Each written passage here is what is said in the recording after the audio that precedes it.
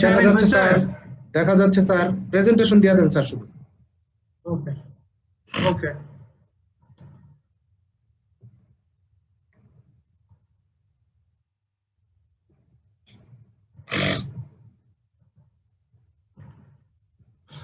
আচ্ছা, আমরা pharmacodynamics discuss করতেছিলাম, তার মধ্যে মেকানিজম অফ অ্যাকশনস এর উপরে গত ক্লাস হয়ে গেছে।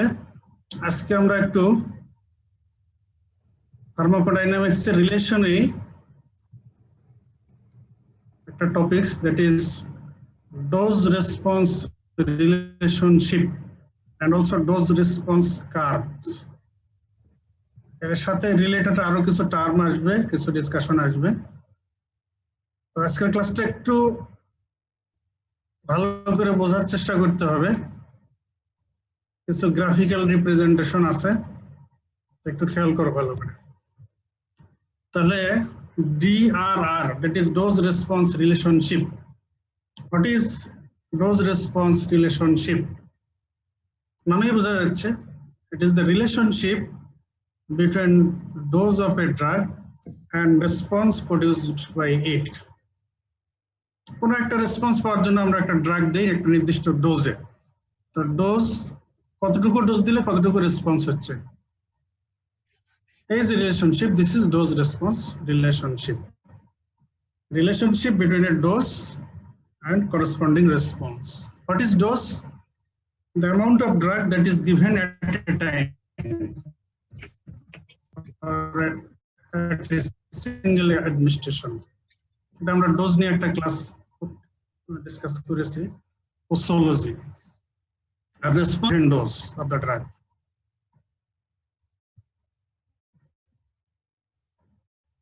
The dose response relationship, dose and response. Therapeutic dose or effective dose, এগুলো এর আগে একটা ক্লাসে এই ডিসকাশন একটু হয়ে গেছে, তো এখানে রিপিটেশন হচ্ছে। Amount of drug that is required to obtain the desired therapeutic effect. Amount of drug that is required to get the desired therapeutic effect. তবে এখানে একটা কথা হলো যে সবার ক্ষেত্রে all individuals are not responsive at same dose. কেউ দেখা যায় অল্প ডোজে রেসপন্ড করে, আবার কারো ক্ষেত্রে ডোজ বেশি লাগতে পারে। This is called individual variation in drug response. Individual variation in drug response. তাহলে আমরা কোনো একটা ড্রাগের ইফেক্টিভ ডোজ এইটা আমরা ফিক্সড করব কিভাবে? ইফেক্টিভ ডোজ, থেরাপিউটিক ইফেক্ট পাওয়ার জন্য তো একটা অ্যামাউন্টের ড্রাগ লাগবে। আবার বলা হচ্ছে যে ইন্ডিভিজুয়াল ভেরিয়েশন আছে, তাহলে ফিক্সড করব কিভাবে আমরা? That is the dose of drug that produce desired therapeutic effect in 50% of population. যে ডোজটা 50% পপুলেশনের ক্ষেত্রে ডিজায়ার্ড ইফেক্ট এক্সার্ট করে, ওটাকে আমরা ফিক্স করব ইফেক্টিভ ডোজ হিসেবে। আর তখন এটার নাম কি হয়ে যাবে? এই ডোজটার নাম আমরা বলেছি এর আগে, বলো, dose that produce desired therapeutic effect in 50% dose. ED50, median effective dose or ED50. It is used for clinical purpose, practical purpose. যে একটা ডোজ আমরা ফিক্স করব, তো 100 জনের মধ্যে যদি স্টাডি করা হয়, তো তাদের মধ্যে 50 জনের মধ্যে যদি আমরা ডিজায়ার্ড থেরাপিউটিক ইফেক্ট পাই, তো আমরা বলবো যে this is ED50 for this drug. অনুরূপ টক্সিক ডোজের ক্ষেত্রে সিম্পলি বললে যে amount of drug that produce toxic effect. তো এখন এটাও এরকম ইন্ডিভিজুয়াল ভেরিয়েশন হতে পারে, এই জন্য এক্ষেত্রেও একই কথা প্রযোজ্য। দ্য অ্যামাউন্ট অফ ড্রাগ বা dose of drug that produce toxic effect in 50% of population, তাহলে তাকে বলবো আমরা কি? TD50 or median toxic dose, TD50. Lethal dose that produce lethal effect. যখন এটা in 50% of population, তখন এটার নাম হয়ে যাবে LD50. এগুলো বলা হয়ে গেছে আগে, একটু রিপিটেশন হলো। এখন প্র্যাকটিক্যালি একটা ড্রাগ অ্যাডমিনিস্ট্রেশনের আগে বা অ্যাপ্রুভালের আগে ওই ড্রাগের সেফটি মার্জিন, এটা যে আমরা মেজার করি, সেফটি মার্জিন মেজার করার ইন্ডেক্স কি মনে আছে? Therapeutic index therapeutic index. Therapeutic index equal to sir median lethal dose divided by median effective dose by হচ্ছে ED50। হ্যাঁ, যদি আমরা LD50 দিয়ে ধরি, LD50 হবে যখন এটা অ্যানিমেল স্টাডি করা হবে, এক্সপেরিমেন্টাল অ্যানিমাল। হ্যাঁ, LD50 by ED50।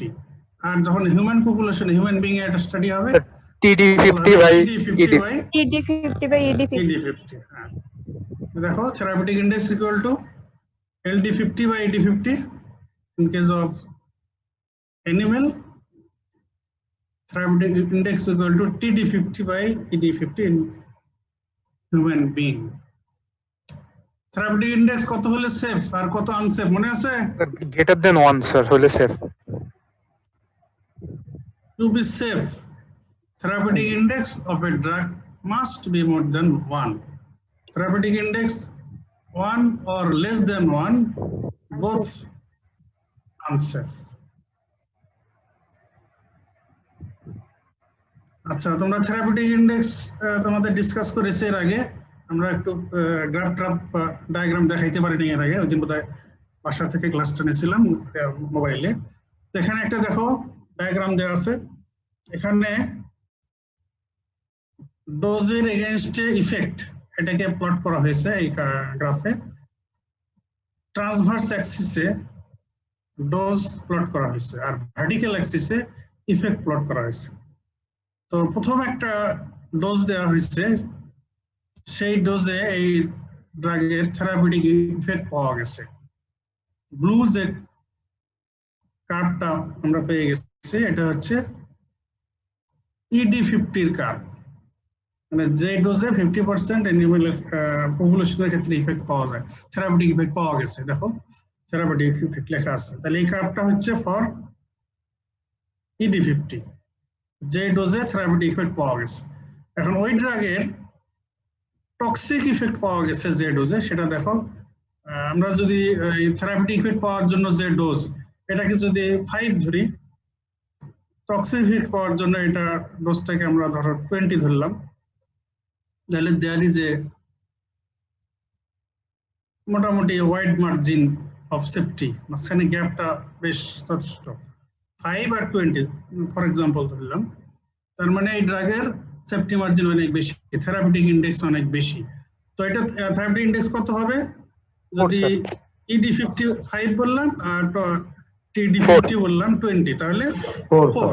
Therapeutic index হচ্ছে 4। এটার ওয়াইড মার্জিন অফ সেফটি আর ওয়াইড থেরাপিউটিক ইন্ডেক্স। তো থেরাপিউটিক ইন্ডেক্স কিন্তু হচ্ছে, এটা হচ্ছে ক্যালকুলেশন আর ম্যাথমেটিক্যাল টার্ম। ক্যালকুলেশন করে আমরা থেরাপিউটিক ইন্ডেক্স মেজার করি। 1 এর বেশি হলে সেফ বলি, 1 অথবা কম হলে আনসেফ বলি। এখানে দেখো ওয়াইড থেরাপিউটিক ইন্ডেক্স আর ন্যারো থেরাপিউটিক ইন্ডেক্স দেখানো হয়েছে। প্রথম যে ছবিটা, এটাতে যে ডোজে থেরাপিউটিক ইফেক্ট পাওয়া গেছে আর যে ডোজে টক্সিক ইফেক্ট, অনেক ওয়াইড গ্যাপ। আর সেকেন্ড যে ফিগারটা, এটাতে দেখা যাচ্ছে ওইটার চাইতে গ্যাপটা কম। তার মানে যে ড্রাগের ক্ষেত্রে থেরাপিউটিক ডোজ আর টক্সিক ডোজের মধ্যে এরকম গ্যাপ থাকে, এটা ওয়াইড থেরাপিউটিক ইন্ডেক্স। আর পরেরটা যেসব ড্রাগের ক্ষেত্রে কম থাকে গ্যাপ। এখন এই আমরা বললাম যে ম্যাথমেটিক্যালি ক্যালকুলেট করে থেরাপিউটিক ইন্ডেক্স মেজার করা হয়। 1 এর বেশি হলে সেফ, 1 অর লেস হলে আনসেফ, এটা বলা হচ্ছে। এই কনসেপ্টটাকে আবার একটু অন্যভাবে অনেক সময় বলা হয়, আর ইন অ্যানাদার টার্ম বলা হয় যে therapeutic window or pharmacological window. Window মানে কি? উইন্ডো মানে কি বলো? জানালা স্যার। জানালা, তাই না? এই যে দুইটা কার্ভের মাঝখানে এটাকে জানালা হিসেবে ধরো। যত বড় জানালা তত মার্জিন অফ সেফটি বেশি, আর যত ছোট জানালা সেফটি মার্জিন তত কম। তো এই টার্মটাকে যে তার মানে হলো থেরাপিউটিক উইন্ডোর কনসেপ্টটা এভাবে আনা হয়েছে, the range dose range between therapeutic dose and toxic dose. এই যে ডোজ রেঞ্জটা, টক্সিক ডোজের আগ পর্যন্ত আমরা এই ড্রাগটা সেফলি দিতে পারবো, যদি প্রয়োজন ছাড়া অত বেশি ডোজ দেওয়া হবে না, আমাদের তো ডিজার্ট থেরাপিউটিক ইফেক্ট পাইলেই যথেষ্ট। তারপরে কথার কথা কখনো ওভারডোজ হয়ে যেতে পারে, অ্যাক্সিডেন্টাল অর ইনসিডেন্টাল ওভারডোজ হয়ে যেতে পারে। তো সেই ক্ষেত্রে আমাদের সেফটি মার্জিন অনেক বেশি থাকতেছে, যে ক্ষেত্রে থেরাপিউটিক উইন্ডো ওয়াইড। তাহলে dose range between therapeutic dose and toxic dose, এটাকে বলা হচ্ছে থেরাপিউটিক উইন্ডো। এখানে হলো ডোজ রেঞ্জ দেখানো হচ্ছে, কনসেপ্টটা এইভাবে আনা হচ্ছে। আর থেরাপিউটিক ইন্ডেক্সের ক্ষেত্রে ED50 আর LD50 রেশিও করে ম্যাথমেটিক্যালি 1 এর চাইতে বেশি হলে সেফ, 1 or লেস হলে আনসেফ। এখানে কনসেপ্ট একই জিনিসই, কনসেপ্টটা দুইভাবে নেওয়া হচ্ছে। এটা হলো ম্যাথমেটিক্যালি আর ওটা হলো range, dose range between therapeutic dose and toxic dose is therapeutic window or pharmacological window. একই জিনিস এখানে দেখানো হচ্ছে যে প্রথম ফিগারে থেরাপিউটিক উইন্ডো ন্যারো, সেকেন্ড ফিগারে থেরাপিউটিক উইন্ডো ওয়াইড।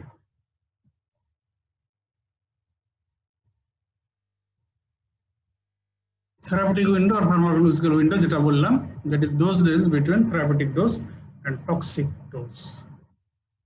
তো যে ড্রাগের থেরাপিউটিক উইন্ডো আর ফার্মাকোলজিক্যাল উইন্ডো যত ওয়াইড, সেই ড্রাগ তত সেফ, আর থেরাপিউটিক উইন্ডো যত ন্যারো, সেই ড্রাগ তত আনসেফ। তার মানে থেরাপিউটিক ডোজ আর টক্সিক ডোজ যদি কাছাকাছি হয়, তাহলে ডোজ রেঞ্জ কমে গেল, তার মানে থেরাপিউটিক উইন্ডো ন্যারো হয়ে গেল, তারপর ফার্মাকোলজিক্যাল উইন্ডো ন্যারো হয়ে গেল, তো drug is unsafe. Now another important term in relation to drug and its effect, that is potency. Potency of drug. Efficacy and potency, এই দুইটা টার্মের মধ্যে অনেক সময় অনেকেই কনফিউজ করে ফেলে। Efficacy একটা টার্ম আর potency another টার্ম, এবং দুটো কিন্তু ডিফারেন্ট টার্ম, আলাদা জিনিস। তো potency কি? Potency is the amount of drug in relation to its effect. Drug কত অ্যামাউন্টে তার ইফেক্ট এক্সার্ট করে।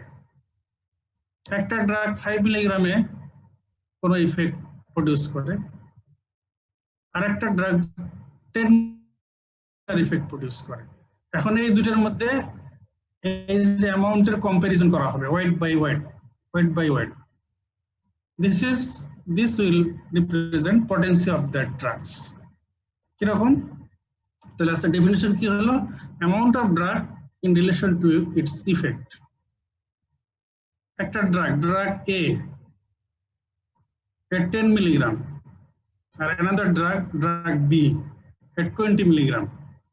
দুটাই এই 10 মিলিগ্রামের ড্রাগ A and 20 মিলিগ্রামের drug B same response produce করে, অথবা এই কথা বলা যায় যে সেম রেসপন্স পাওয়ার জন্য ড্রাগ এর 10 মিলিগ্রাম লাগে আর ড্রাগ 20 মিলিগ্রাম লাগে। তাহলে এই দুটো ড্রাগের মধ্যে পটেন্সি কার বেশি? বলো দেখি, পটেন্সি কার বেশি? Drug A sir. বুঝতে পারছো? এর বেশি স্যার। ড্রাগ এর potency is more than drug B. Potency of drug A is more than potency of drug B, কারণ ড্রাগ এটা 10 মিলিগ্রামে কম ডোজেই কম অ্যামাউন্টেই ইফেক্ট প্রডিউস করলো, আর drug B same response produce করার জন্য 20 মিলিগ্রাম লাগে, তার মানে তার পটেন্সি কম। তাহলে drug A is more potent than drug B, or potency of drug A is greater than potency of drug B. This is the concept of potency. এটা আমরা এখন স্পেসিফিক ড্রাগ দিয়ে এক্সাম্পল দিতে পারি। ডায়োরেটিক্স, তোমরা তখন এখনো ডায়োরেটিক্স পড়োনি?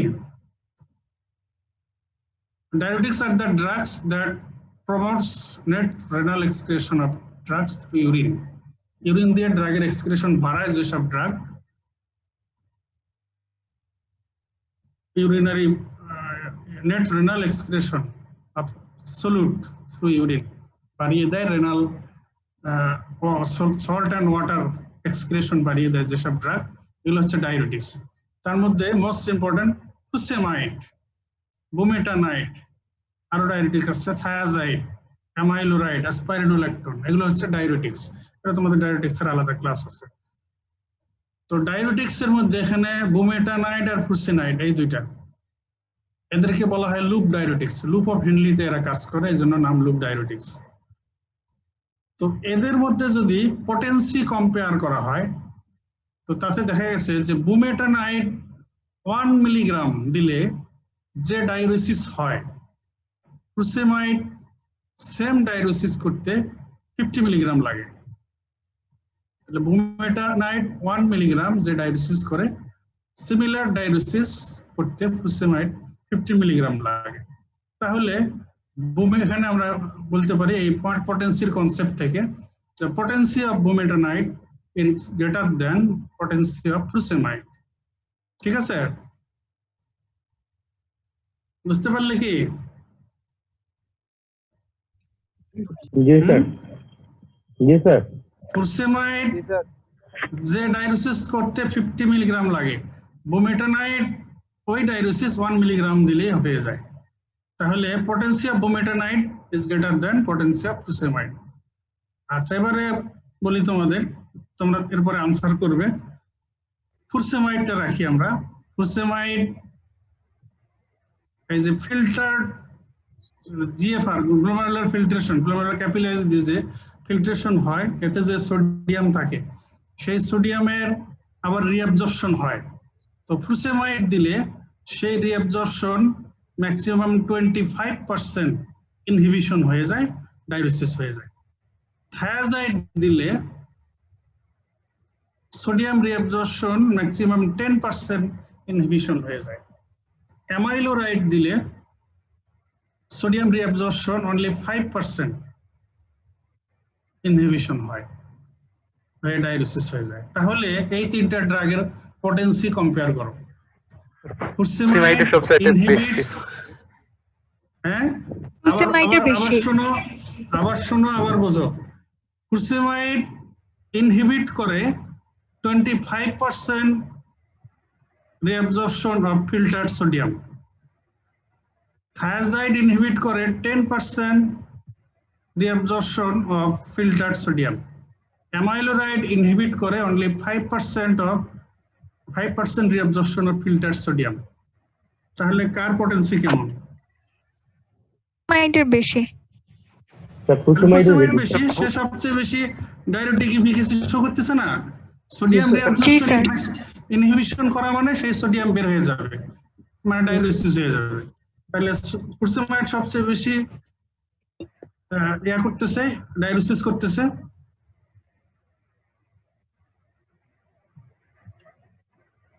আচ্ছা এখানে আমরা চারটা ড্রাগ দেখো আমরা চারটা ড্রাগের পটেন্সি এখানে কম্পেয়ার করতেছি সেম ফিগারে গ্রাফিক্যাল রিপ্রেজেন্টেশন ট্রান্সভার্স অ্যাক্সিসে ডোজ আর ভার্টিক্যাল অ্যাক্সিসে রেসপন্স এই যে দেখানো হয়েছে তো ড্রাগ এ রেড কালারের যে কার্ভটা এটা হলো ফর ড্রাগ এ এটা দেখা যাচ্ছে সবার আগে মানে ডোজ তো কেবল এখানে অল্প ডোজ দিয়ে শুরু একেবারে মিনিমাম ডোজে সে কিন্তু রেসপন্স করছে একদম ম্যাক্সিমাম পর্যন্ত এরপরে ড্রাগ বি ব্লু কালারের কার্ভ এটা এর চাইতে একটু বেশি ডোজে এটা ম্যাক্সিমাম এফিকাসি শো করছে এরপরে ব্ল্যাক কার্ভ যেটা এইটা আবার এর চাইতে আরেকটু বেশি ডোজে ওই সিমিলার রেসপন্স প্রডিউস করছে এরপরে গ্রিন কালারের যে কার্ভ এটা আরেকটু বেশি ডোজ লাগছে বাট রেসপন্স এও আগের তিনটার মতোই করছে এখন তাহলে এই চারটা ড্রাগের মধ্যে পটেন্সি কার কেমন বলো সবচেয়ে বেশি স্যার এর রেড কালারেরটা বেশি যেহেতু সবচেয়ে কম, আমরা কি বলেছি, অ্যামাউন্ট অফ যে drug response, maximum response produce করতে যত কম অ্যামাউন্টের লাগবে, কম ডোজ লাগবে, পটেন্সি তারই বেশি, সে হলো হাইলি পটেন্ট। তো সবচেয়ে কম ডোজ লাগছে রেড কালারের কার্বজেট ড্রাগের জন্য, এর সেই জন্য পটেন্সি এর সবচেয়ে বেশি, তার চাইতে বির একটু কম, যেহেতু আর একটু বেশি ডোজ লাগছে, তার চাইতে সি একটু কম, তার চাইতে ডি আরো কম। তাহলে এখানে ইনক্রিজিং পটেন্সি আসতেছে এদিক থেকে এদিকে, অ্যারো দিয়ে আমরা দেখিয়েছি। এটা ডি হচ্ছে লো পটেন্সি, তারপর চাইতে একটু বেশি পটেন্সি, এটা মডারেট পটেন্সি, আর হাই পটেন্সি হচ্ছে ড্রাগ এ।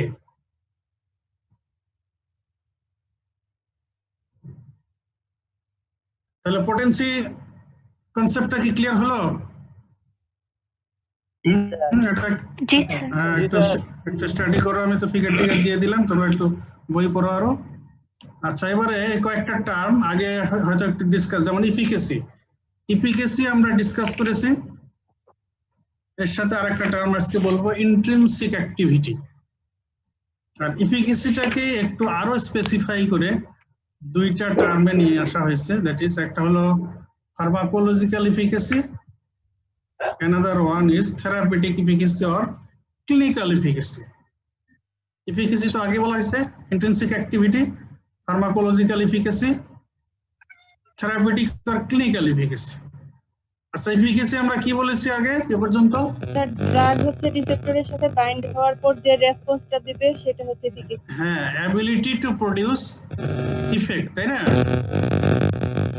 ইফেক্ট প্রোডিউস করার যে অ্যাবিলিটি বা ক্যাপাসিটি বা ক্যাপাবিলিটি, তাকেই আমরা এফিকেসি বলেছি। তো ইন্টেন্সিক অ্যাক্টিভিটি যেটা, এই টার্মটা, এটা আসলে ওই এফিকেসিরই ম্যাথমেটিক্যাল এক্সপ্রেশন। এফিকেসিরই ম্যাথমেটিক্যাল এক্সপ্রেশন। সেটা কি রকম? ড্রাগ রিসেপ্টর কমপ্লেক্স ফরমেশন হওয়ার পরে অ্যাবিলিটি টু প্রোডিউস ইফেক্ট, এটাকেই ইন্ট্রিনসিক অ্যাক্টিভিটিও বলা হয়। আর আগে আমরা বললাম এফিকেসি, তবে এফিকেসিটা বলা হয় মূলত ড্রাগের রিলেশনে, আর ইন্ট্রিনসিক অ্যাক্টিভিটিটা বলা হয় ড্রাগ রিসেপ্টর কমপ্লেক্সের রিলেশনে। After formation of drug receptor complex, its ability to produce effect is intrinsic activity. ওই এফিকেসির মতোই আসলে একই ব্যাপার, তবে এটার ক্ষেত্রে এটাকে নেওয়া হয় ম্যাথমেটিক্যাল এক্সপ্রেশনে। কিরকম? তো যদি কোন ড্রাগের অ্যাফিনিটি আছে, অ্যাফিনিটি প্লাস এফিকেসিও প্লাস, তাকে কি বলা হয়? Agonist. Agonist. Intrinsic activity of an agonist, এটাকে ম্যাথমেটিক্যালি এক্সপ্রেস করা হয় 1 দিয়ে। 1 intrinsic activity of agonist is 1। Intrinsic activity of partial agonist, এটাকে বলা হবে less than 1 but more than 0। Intrinsic activity of antagonist, antagonist তো রিসেপ্টর ব্লক করে দেয়, রিসেপ্টরের অ্যাক্টিভেশন হয় না, কোনো ইফেক্ট প্রডিউস করতে পারে না। তাহলে এই ক্ষেত্রে intrinsic activity of antagonist is 0। আর intrinsic activity of inverse agonist, এটা তাহলে কত হবে? -1। Very good, -1। যেহেতু অ্যাগনিস্ট হচ্ছে 1, দ্যাট ইজ +1, এর অপোজিট ইফেক্ট প্রডিউস করে হচ্ছে ইনভার্স অ্যাগনিস্ট, অবশ্যই -1 হবে। এই যে দেখো,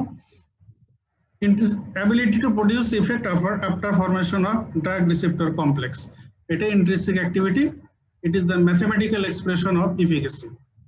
Intrinsic activity of agonist is 1, intrinsic activity of partial agonist is less than 1 but more than 0, intrinsic activity of antagonist 0, and intrinsic activity of inverse agonist -1.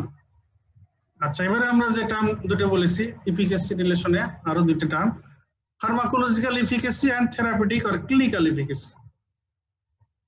Pharmacological efficacy আসলে simply যেটা আমরা এতদিন efficacy জেনেছি, simply ability to produce response or effect.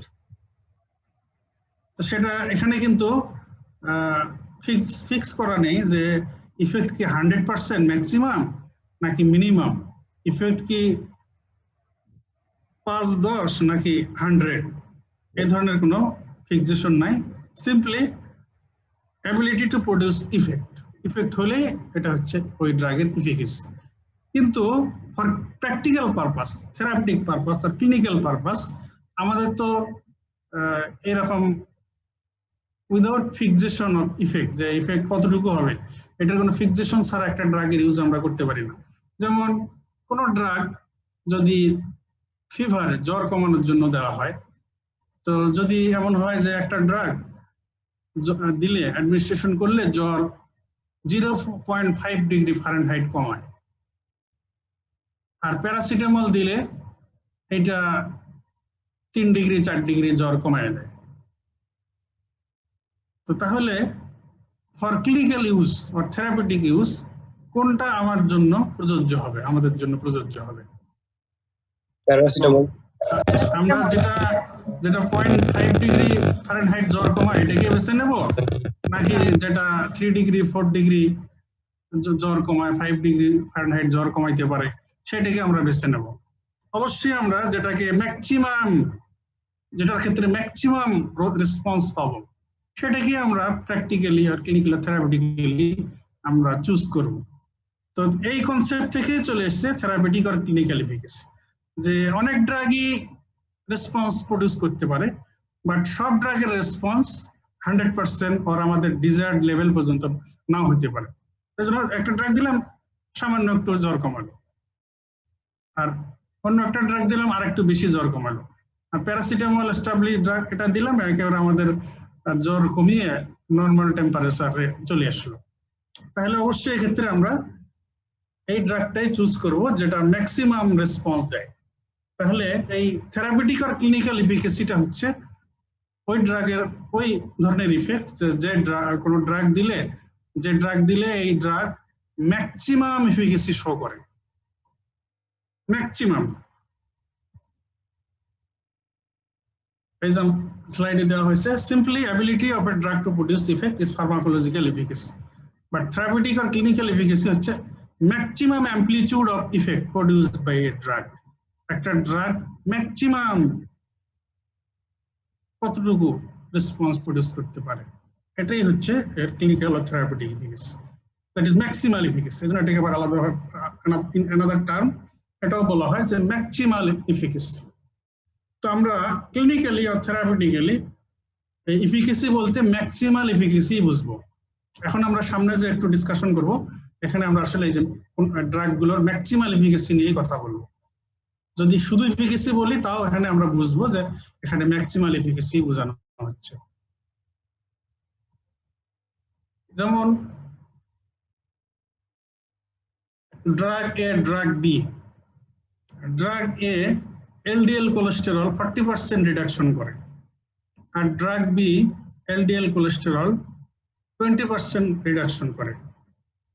তাহলে এই দুইটা ড্রাগের efficacy কেমন?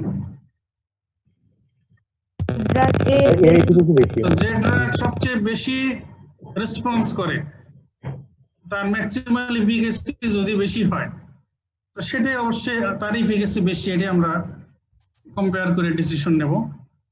তো তাহলে ড্রাগ এ যেহেতু 40% এলডিএল কোলেস্টেরল রিডাকশন করে আর ড্রাগ বি 20% রিডাকশন করে, তাহলে efficacy of drug A and B এর মধ্যে যদি কম্পেয়ার করা যায় তাহলে আমরা এটা আনসার করব যে efficacy of drug A is greater than efficacy of drug B. এখানে কিন্তু ডোজ নট ফ্যাক্টর, ডোজ আমাকে ওইভাবে ফিক্স করতে হবে, সেটা হলো ওই পটেন্সির কনসেপ্ট থেকে। কোনো রেসপন্স পাওয়ার জন্য ওই ড্রাগের যতটুকু লাগে সেটা আমাকে দিয়ে দিতে হবে, সেইভাবে ডোজ ফর্মুলেট করতে হবে পটেন্সির বেসিসে। আর এফিকেসির দিক দিয়ে যে ড্রাগ যত বেশি রেসপন্স করবে সেই ড্রাগের এফিকেসি তত বেশি, এটা আমরা বলবো। আচ্ছা, এটা আগের ডিসকাশনেও এসে গেছে, পটেন্সি এফিকেসি রিলেশনেও আবার আমরা বলি ফুরসেমাইড আর বুমেটানাইড। তো পটেন্সি হিসেবে আমরা কি বলেছিলাম যে বুমেটানাইড 1 মিলিগ্রাম বেশি, আর ফুরসেমাইডের 50 milligram. Same diuretic efficacy show করার জন্য বুমেটানাইডের 1 মিলিগ্রাম হলেই যথেষ্ট আর ফুরসেমাইডের 50 মিলিগ্রাম লাগে। সেই হিসেবে বুমেটানাইড এর potency is greater than potency of furosemide, এটা আমরা পটেন্সি ডিসকাশন থেকে বলেছে। এখন এফিকাসির ডিসকাশনে আমরা আসি। ফুরসেমাইড 50 মিলিগ্রাম নিলাম আর বুমেটানাইড 1 মিলিগ্রাম নিলাম, তার মানে এখন তাদের ইফেক্ট প্রডিউস করার ক্যাপাসিটি সেম হয়ে গেল। ফুরসেমাইড 50 মিলিগ্রাম যে ডায়ুরেটিক এফিকাসি শো করবে, বুমেটানাইড 1 মিলিগ্রাম সেই ডায়ুরেটিক এফিকাসি ম্যাক্সিমাল এফিকাসি শো করবে। তাহলে এই দুই ড্রাগের এফিকাসি কেমন? Same, sir. তাহলে both drugs have similar efficacy. Potency যাই হোক, পটেন্সি ফুরসেমাইডের কম, বুমেটানাইডের বেশি, কিন্তু এফিকাসি কম্পেয়ার করলে তো আমরা ওই পটেন্সি হিসাবে ড্রাগ ফর্মুলেট করব। ফুরসেমাইড যখন একটা ট্যাবলেট বানানো হবে, মার্কেটে অবশ্য 50 মিলিগ্রাম না 40 মিলিগ্রামের ট্যাবলেট ফুরসেমাইড, আর বুমেটানাইড 1 মিলিগ্রাম, ঠিক আছে। তো এইভাবে ফর্মুলেট করতে হবে যাতে তাদের এফিকাসি ডিজায়ার্ড যেটা আমাদের, এটা যাতে আমরা পেয়ে যাই। তো so ফুরসেমাইড and bumetanide have similar efficacy, but potency of furosemide is less than potency of bumetanide. Bumetanide is more potent than furosemide. আচ্ছা, এটা একটু আগে বলতে গেছিলাম। furosemide inhibit 25% reabsorption of filtered sodium. Thiazide inhibit 10% reabsorption of filtered sodium. Amyloride inhibit 5% reabsorption of filtered sodium. তাহলে এদের এফিকাসি কেমন যদি কম্পেয়ার করা হয়? furosemide more. Same. তাহলে ফুরসেমাইডের এফিকাসি সবচেয়ে বেশি, সে যেহেতু ম্যাক্সিমাম রেসপন্স দিচ্ছে, 25% inhibition of filtered sodium reabsorption inhibition করতেছে, আর থায়াজাইড 10% ইনহিবিশন করতেছে, আর অ্যামাইলোরাইড 5%। তাহলে efficacy of furosemide is greater than thiazide is greater than amyloride. ঠিক আছে না? আচ্ছা, দেখো এখানে যে তিনটা ড্রাগের গ্রাফিক্যাল রিপ্রেজেন্টেশন। রেড, এটাকে আমরা ফুরসেমাইড ধরি, এটা হলো ম্যাক্সিমাম ডায়ুরেসিস করছে, তার মানে সোডিয়ামের রিঅ্যাবজর্পশন সে ইনহিবিট করছে 25%, সবচেয়ে বেশি ডায়ুরেসিস করছে। এরপরে ব্লুটা ধরি থায়াজাইড, সে 10% inhibition of 10% inhibition of reabsorption of filtered sodium, moderate. এরপরে amiloride, only 5% inhibition of reabsorption of filtered sodium. তাহলে এদিকে এফিকাসি বাড়তেছে। তাহলে ফুরসেমাইডের এফিকাসি সবচেয়ে বেশি, তার চাইতে থায়াজাইড কম, তার চাইতে অ্যামাইলোরাইড কম। আর এদিক থেকে গেলে অ্যামাইলোরাইড এর এফিকাসি যা, তার চাইতে থায়াজাইডের বেশি, আর সবচেয়ে বেশি ফুরসেমাইডের। এই ফুরসেমাইডের যে কার্ভ, এটা সবার উপরে বলা চলে। যদি উপরে আমরা ধরি ছাদ আছে, ছাদ ছুঁয়ে গেছে, এই জন্য ফুরসেমাইডকে বলা হয় কি ডায়ুরেটিক্স বলা হয়? তোমরা তো এখন High ceiling diuretics, sir. High ceiling diuretics, তাই না? এটা হলো, এটা একদম চূড়ায়, একদম ছাদে পৌঁছে গেছে। এটা কিন্তু তোমাদের রিটেনে ভাইবা অনেক সময় আসে, বলা হয়, ধরা হয়, পরীক্ষায় আসে। Hi, what do mean by high ceiling diuretics with example, and why they are called high ceiling diuretics? তাদের ম্যাক্সিমাম ডায়ুরেটিক ইফেক্ট, তারা জিএফআর অনেক কম থাকা পর্যন্ত কাজ করতে পারে, এগুলো কিছু কথা আছে। আচ্ছা, এবারে সেম ফিগারে তিনটা ড্রাগের এফিকাসি এন্ড পটেন্সি কম্পেয়ার করো। আমরা পটেন্সি এন্ড এফিকাসি যাবত যা ডিসকাস করলাম, তার বেসিসে তোমরা এই তিনটা ড্রাগের পটেন্সি এন্ড এফিকাসি কম্পারিজন করে বলো দেখি। স্যার পটেন্সি এর বেশি আর এফিকাসি স্যার সি এর বেশি। পটেন্সি এর বেশি, এফিকাসি স্যার সির এফিকাসি কি এর চাইতে বেশি? স্যার হালকা একটু বেশি মনে হচ্ছে স্যার। ওইটা নেগলিজেবল, এটা ধরো সিমিলারই ধরো। আর স্যার সিমিলার ধরলে সমান স্যার, এই আছে। তাহলে এফিকাসি সমান এআরসি। হ্যাঁ, বীর কথা বলো। স্যার বীর, স্যার বিয়ের স্যার বি এর পটেন্সি স্যার বেশি, কিন্তু স্যার পটেন্সি বেশি সি এর চাইতে, কিন্তু স্যার C এর ইফিকেসি সি এর চাইতে, চাইতে হ্যাঁ। কম স্যার। হ্যাঁ ঠিক আছে। আচ্ছা তাহলে এই তিনটা কার্ভ থেকে এই তিনটা ড্রাগের information regarding efficacy and potency আমরা যা পাচ্ছি সেটা হলো যে সবচেয়ে পটেন্সি বেশি এ, তাই না? তারপরে পটেন্সি বি, তারপরে পটেন্সি হলো সি। আর ইফিকেসির দিক দিয়ে এ আর সির efficacy same, but potency of A is greater than potency of C, ঠিক আছে?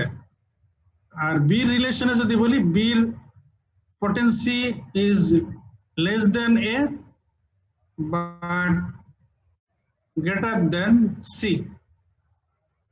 And efficacy of B is less than both efficacy of A and efficacy of C.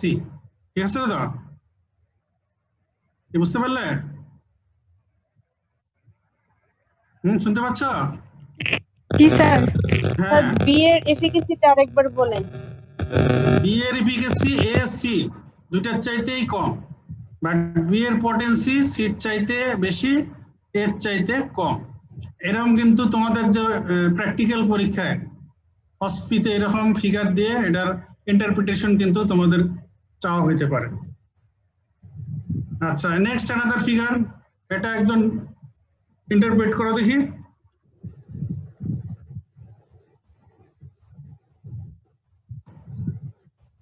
তোমাদের স্যার এ বি সি এইগুলোর efficacy sir সমান, কিন্তু হ্যাঁ মানে প্রথমটার potency বেশি, দ্বিতীয়টার কম, হ্যাঁ তৃতীয়টা আরো কম, চতুর্থটার আরো কম, এবং ইফিকেসি সবার চাইতে কম স্যার।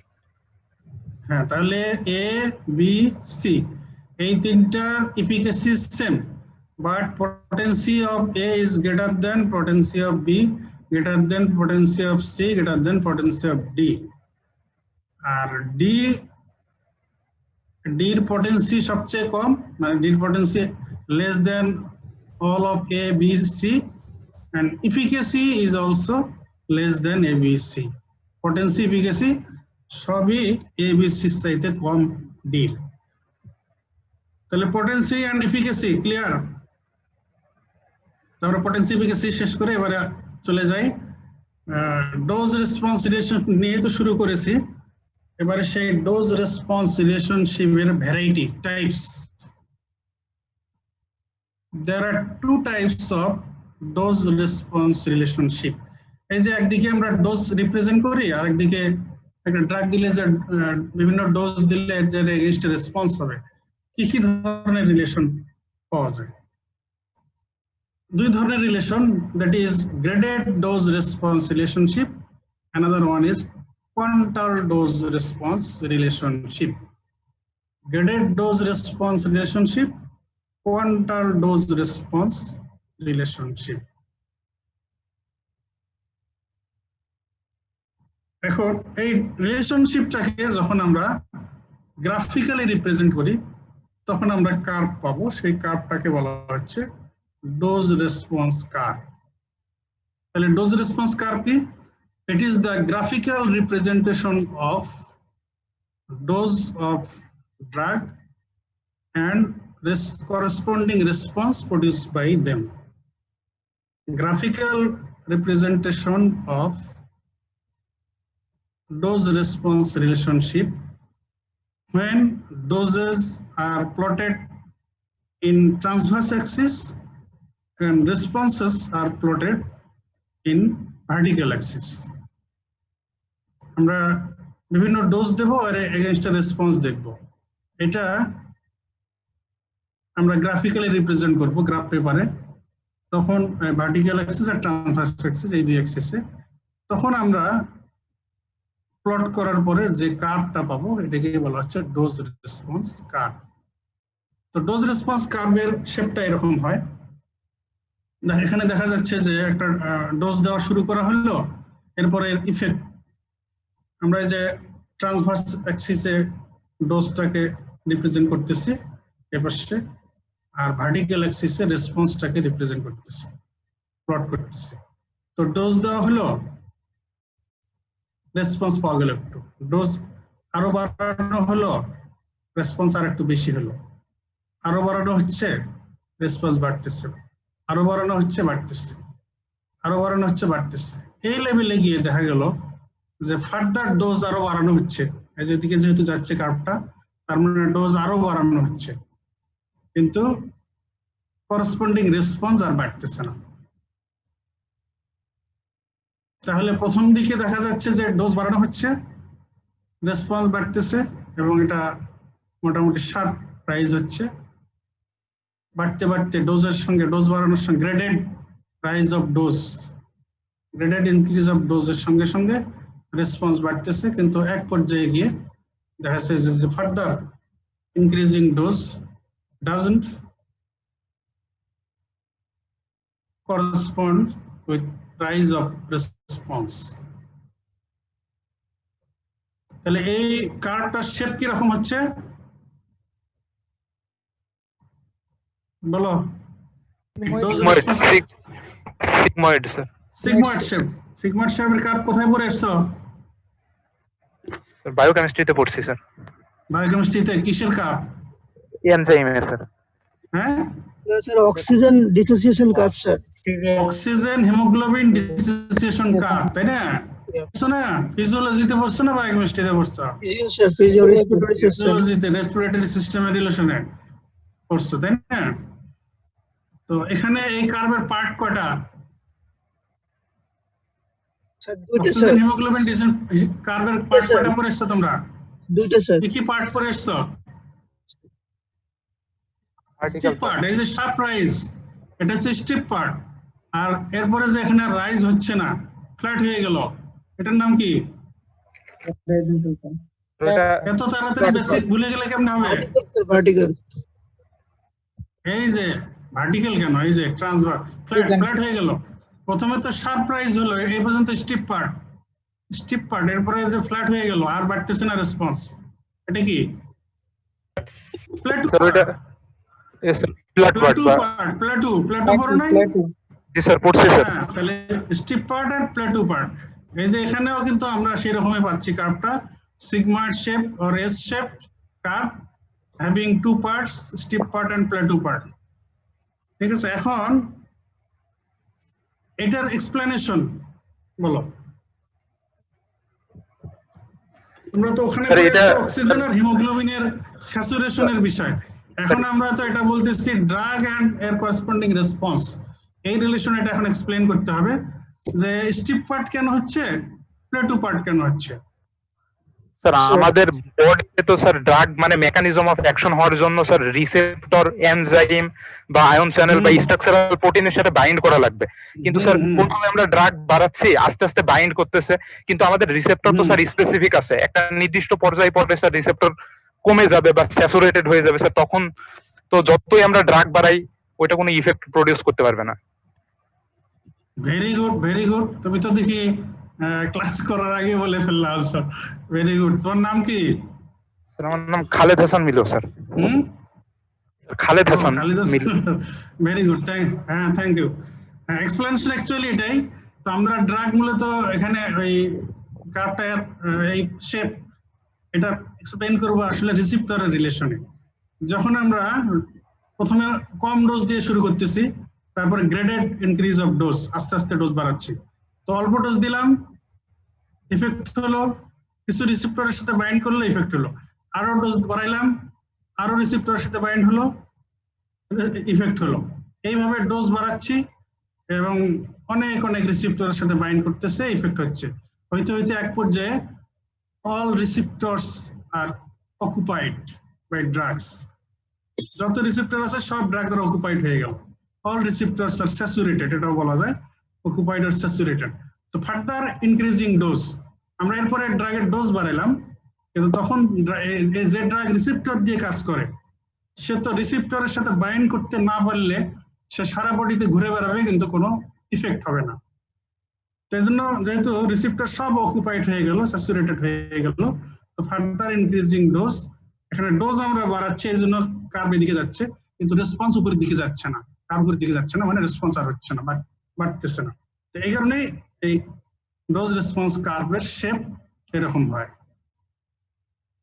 প্রথমে স্টিপ পার্ট, এরপর হলো প্লাটু পার্ট। স্টিপ পার্ট হলো যে রিসেপ্টর ফাঁকা আছে, ড্রাগ বাড়াচ্ছি, বাইন্ড করতেছে রিসেপ্টরের সাথে, আর ইফেক্ট হচ্ছে। তো বাড়াইতে বাড়াইতে ইফেক্ট ম্যাক্সিমাম হয়ে গেল, রিসেপ্টর সব অকুপাইড হয়ে গেল। Further increasing dose doesn't correspond with rise of response. আচ্ছা, এটা তোমাদের এই প্র্যাকটিক্যাল পরীক্ষায় অনেক সময় এটা দেওয়া হয় কার অস্পিতে। কোশ্চেন এইভাবে দেওয়া থাকতে পারে, what is it, what is your observation and what is the explanation. তিনটা কোশ্চেন মনে রাখো, সামনে হয়তো স্লাইডেও দেওয়া আছে। What is it, what is your observation and what is the explanation. তাহলে what is it, what is it এর আনসার হচ্ছে it is the dose response curve, where dose of drugs are plotted in transverse axis and corresponding response are plotted in vertical axis. এখন what is the observation? Observation হচ্ছে যে there is graded increasing in dose of drug that is followed by corresponding rise of response up to a certain level. তাহলে অবজারভেশনটা হলো যে আমরা dose দিচ্ছি, graded dose বাড়াচ্ছি, আর আমরা করসপন্ডিং গ্র্যাজুয়াল ইনক্রিজিং রেসপন্স আমরা পাচ্ছি up to a certain level. After reaching A level further increasing dose there is no corresponding rise of response. এই হচ্ছে অবজারভেশন। এরপরে হোয়াট ইজ দ্য এক্সপ্লেনেশন, এটার answer হচ্ছে যে আমরা যখন প্রথমে ড্রাগের ডোজ দিচ্ছি, রিসেপ্টরের সাথে বাইন্ড করতেছে, ইফেক্ট হচ্ছে। গ্রেডেড ইনক্রিজিং ডোজ, আমরা আস্তে আস্তে ডোজ বাড়াচ্ছি এবং সাথে সাথে এগুলোর আরো বেশি রিসেপ্টরের সাথে বাইন্ড করতেছে, বেশি রেসপন্স হচ্ছে। এইভাবে যতই আমরা গ্রাজুয়ালি ডোজ বাড়াচ্ছি, গ্রাজুয়ালি করসপন্ডিং রেসপন্স বেশি পাচ্ছি, and up to a certain level পর্যন্ত এই ঘটনা ঘটতেছে, যেহেতু রিসেপ্টর সাথে বাইন্ড করতেছে আর ইফেক্ট হচ্ছে। বাইন্ড হইতে হইতে যখন when there is all receptors are saturated or occupied by drugs, then there is no receptor free for further binding with any drug. So after that, further increasing dose, there is no rise of response due to the cause that now there are no receptors free that can bind with the drugs. So what is it, what is the observation and what is the explanation? তো এটা ভালো করে বুঝে ready করে রাখবে। এটা তোমাদের কিন্তু ভাইবার তো ধরা হতে পারে, আর অস্পিতে এটা কিন্তু প্রায় আসে দেওয়া হয়। আচ্ছা, shape of dose response curve এটা তো বলে ফেলেছি, সিগময়েড শেপ, এবং কেন সেটাও বলা হয়ে গেছে। তাহলে কার্ভ হবে, আমরা ডোজ রেসপন্স রিলেশনশিপ যেহেতু দুই ধরনের বলেছি, তাহলে এদের কার্ভও দুই ধরনের, graded dose response curve and quantal dose response curve. Graded dose response curve and quantal dose response curve. আমরা বেশিরভাগ গ্রেডেড ডোজ রেসপন্স কার্ভই পরীক্ষায় ধরি, কোয়ান্টালটা একটু জটিল, তো ভালো করে বুঝলে জটিল কিছু নাই। তো গ্রেডেড ডোজ রেসপন্স কার্ভটা খুবই বোঝা সহজ, যে গ্রেডেড ইনক্রিজ অফ ডোজ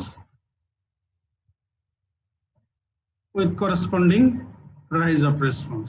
এটাকে জাস্ট গ্রাফে প্লট করে দাও, গ্রাফিক্যালি প্রেজেন্ট করা। ডোজ বাড়ানো হচ্ছে, রেসপন্স বাড়তেছে, ডোজ বাড়ানো হচ্ছে, রেসপন্স বাড়তেছে, সিম্পল।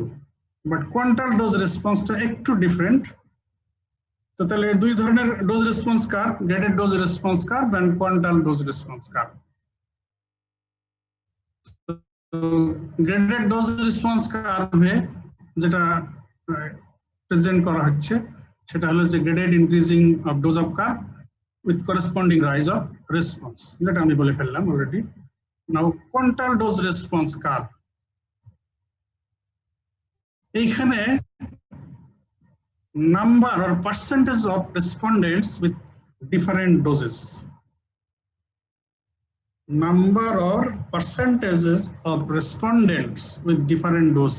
মানে বিভিন্ন রকম ডোজ দিলে কত পার্সেন্ট ইন্ডিভিজুয়াল আর কতজন ইন্ডিভিজুয়াল এটাতে রেসপন্ড করতেছে সেই নাম্বারটা ইন্ডিভিজুয়াল এখানে কিন্তু রেসপন্স না ডোজের এগেইনস্টে এখানে নাম্বার অফ রেসপন্ডেন্ট কতজন রেসপন্ড করে সেটাকে প্রেজেন্ট করা হয় কোয়ান্টিটি অফ রেসপন্ডেন্ট এজন্য কোয়ান্টাল ডোজ রেসপন্স স্কার আচ্ছা এটা একটু এক্সাম্পল দিলে তোমাদের ক্লিয়ার হবে তো গ্রেডেড ডোজ রেসপন্স কার্ভ এটাকে যদি আমরা এক্সাম্পল দেই যেমন আমরা এখানে অত জটিল কিছুতে না গিয়ে রিসিপ্টর অত কথায় না গিয়ে একটা সিম্পল এক্সাম্পল দিই যাতে বুঝতে সুবিধা হয় সেটা হলো যে প্যারাসিটামল একটা ড্রাগ যদি এটার মেকানিজমটা রিসিপ্টর মিডিয়েটেড না কিন্তু আমরা জাস্ট কনসেপ্টের জন্য বলতেছি প্যারাসিটামল দেয়া হলো তো আমরা প্রথমে 100 মিলিগ্রাম দিলাম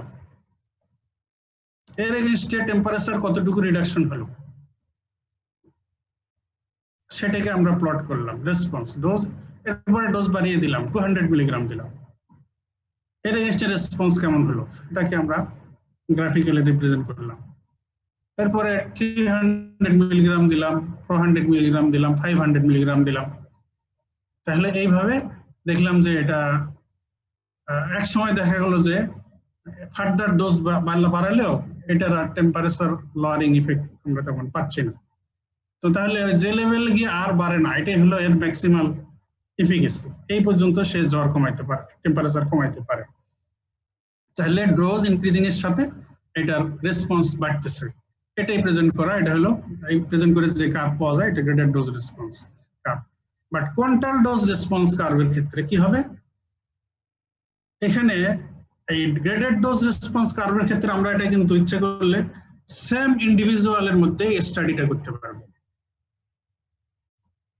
একজন ব্যক্তি তাকে নেওয়া হলো প্রথমে অল্প ডোজ দেওয়া হলো 100 মিলিগ্রাম ওটার ইফেক্ট ওভার হয়ে যাওয়ার পরে তাকে 200 মিলিগ্রাম খাওয়ানো হলো ওটার ইফেক্ট ওভার হয়ে যাওয়ার পরে 300 400 500 এইভাবে আমরা দিতে থাকলাম এটা সেম ইন্ডিভিজুয়ালে একটা গ্যাপ দিয়ে ড্রাগের অ্যাকশন শেষ হওয়া পর্যন্ত গ্যাপ দিয়ে আমরা করতে পারি বাট কোয়ান্টাল ডোজ রেসপন্স কার্ভে এটা করতে হবে এখানে কয়েকটা গ্রুপ নিতে হবে গ্রুপ একই গ্রুপে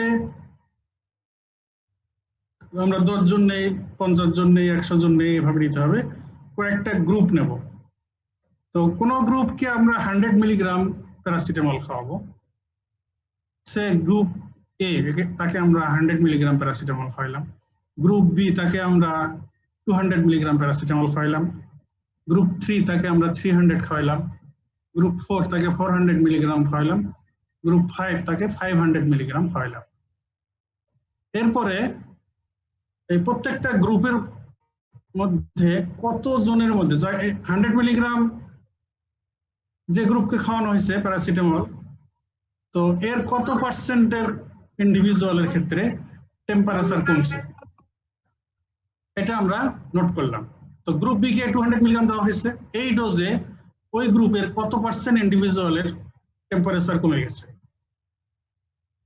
তো 300 মিলিগ্রাম যে গ্রুপকে খাওয়ানো হলো গ্রুপ সি তার ক্ষেত্রে কত জনের ক্ষেত্রে টেম্পারেচার কমে গেছে তো 400 মিলিগ্রাম করে যাদের খাওয়ানো হয়েছে তাদের ক্ষেত্রে কত পার্সেন্টের ক্ষেত্রে টেম্পারেচার কমে গেছে 500 মিলিগ্রাম যাদের খাওয়ানো হয়েছে তো তাদের কত পার্সেন্টের ক্ষেত্রে টেম্পারেচার কমে গেছে তো সেই পার্সেন্টেজ আর সেই নাম্বারটাকে আমরা প্লট করব ভার্টিক্যাল অ্যাক্সিসে তো আগেরটার ক্ষেত্রে গ্রেডেড ডোজ রেসপন্সে ছিল কি এদিকে ডোজ বাড়াচ্ছি আর এর রেসপন্সটা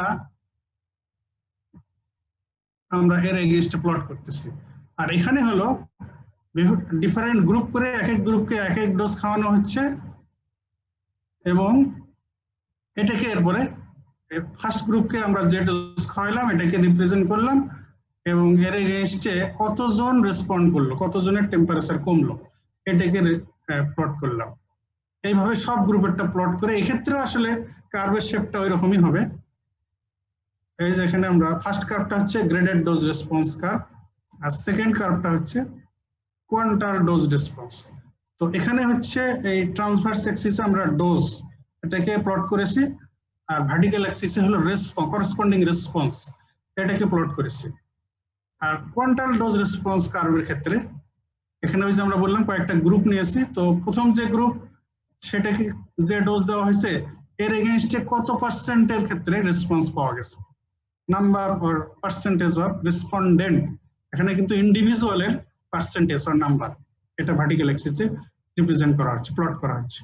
এইভাবে এদিকে ডোজ বাড়ানো এক এক গ্রুপের ডোজ বাড় 100 মিলিগ্রাম, 200, 300, 400, 500 এইভাবে আমরা গ্রুপগুলোকে করে নিয়ে এসেছি। এখন এর এগেইনস্টে ওই কোন গ্রুপে কতজন সবচেয়ে কম ডোজ যাদের দেওয়া হয়েছে তো এটাকে আমরা রিপ্রেজেন্ট করবো। সে কম ডোজ যাদের দেওয়া হয়েছে তাদের এগেইনস্টে যে এত এই পার্সেন্টেজের টেম্পারেচার কমে গেল, এর চাইতে বেশি ডোজ দেওয়া হয়েছে তাদের ক্ষেত্রে এই পার্সেন্টেজ টেম্পারেচার কমলো এতজনের বা এত পার্সেন্টেজের। তো এইভাবে 500 মিলিগ্রাম পর্যন্ত আমরা পার্সেন্টেজ দেখালাম এখানে যে ডোজ বাড়াচ্ছি আর ওই গ্রুপে নাম্বার অফ রেসপন্ডেন্ট কি পরিমাণ বাড়তেছে। তাহলে এখানে ডোজের এগেইনস্টে ডিফারেন্ট ডোজের এগেইনস্টে number of or percentage of respondent that is individual, তো তাদের নাম্বার বা পার্সেন্টেজ এটাকে প্লট করে এই কার্ভ পাওয়া যাচ্ছে। This is quantal dose response curve. তাহলে এখানে গ্রেডেড ডোজ রেসপন্স কার্ভ আর কোয়ান্টাল ডোজ রেসপন্স কার্ভ এই দুইটা থেকে আমরা কি কি ইনফরমেশন পেতে পারি। তো ড্রাগের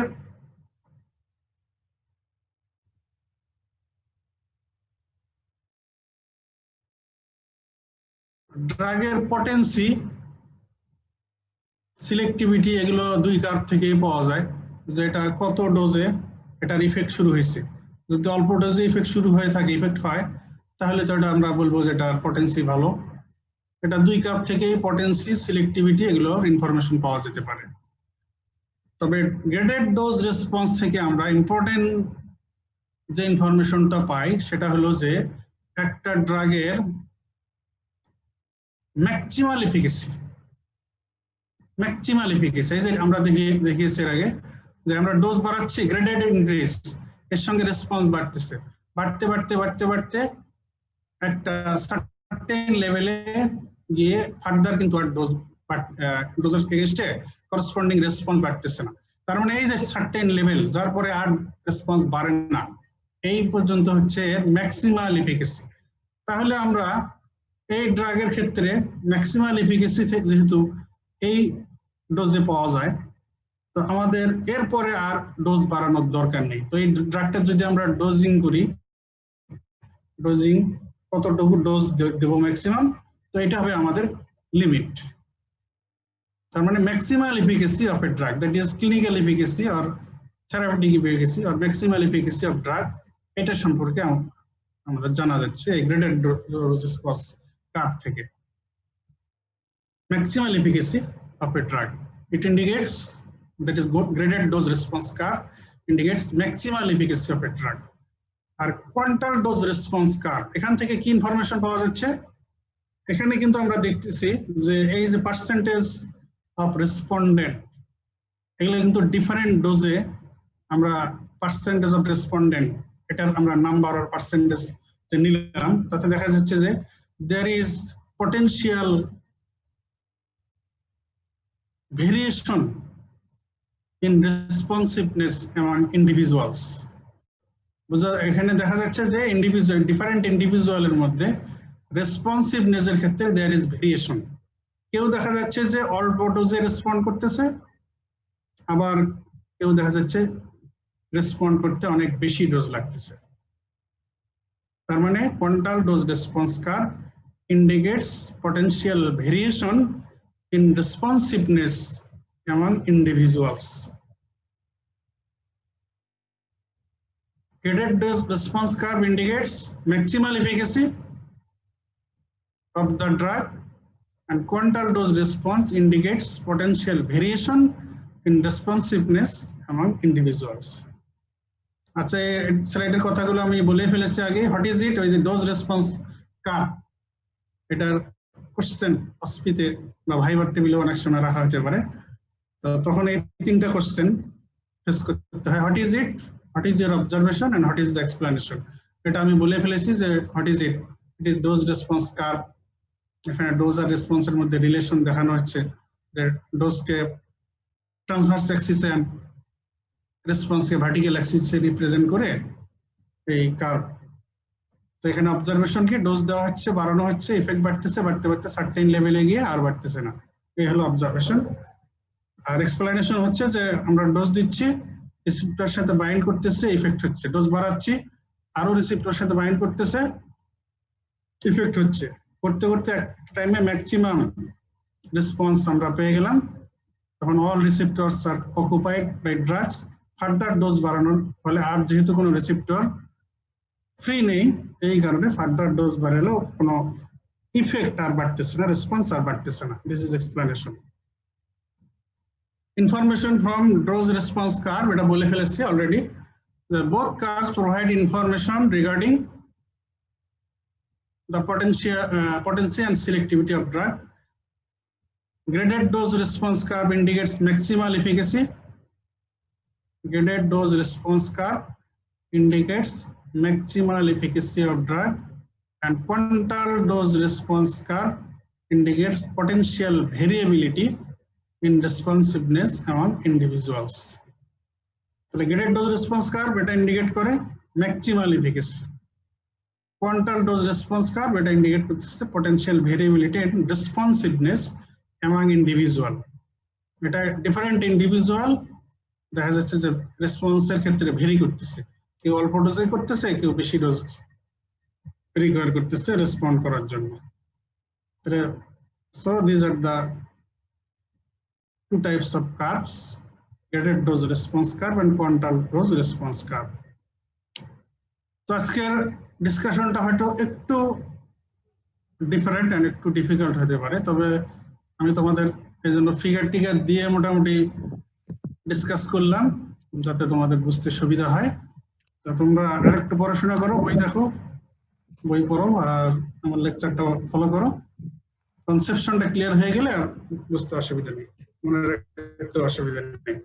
তবে আজকের কথাগুলো প্রত্যেকটাই কিন্তু ইম্পর্টেন্ট, পরীক্ষায় এগুলো সব আসে। ওকে, আসসালামু আলাইকুম স্যার। তাহলে আমরা স্যার আগামীকাল 11টায়। Thank you very much. হ্যাঁ 11টায়, আগামীকাল তো অ্যাজ ইউজুয়াল 11টায়। জি sir, thank you very much. ধন্যবাদ স্যার।